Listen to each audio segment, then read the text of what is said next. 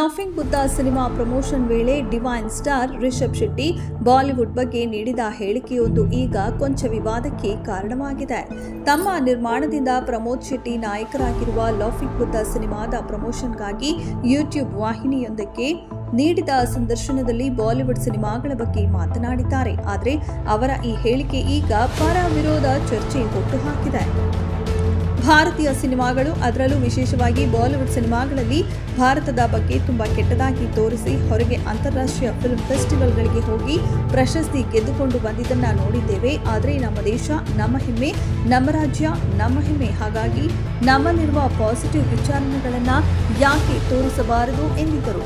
ಅವರ ಈ ಹೇಳಿಕೆ ಈಗ ವೈರಲ್ ಆಗಿದೆ. ಕೆಲವರು ರಿಷಬ್ ಹೇಳಿಕೆಯನ್ನ ಬೆಂಬಲಿಸಿದ್ರೆ ಮತ್ತೆ ಕೆಲವು ಬಾಲಿವುಡ್ ಅಭಿಮಾನಿಗಳು ರಿಷಬ್ ವಿರುದ್ಧ ಕೆಂಡಕಾರಿವೆ.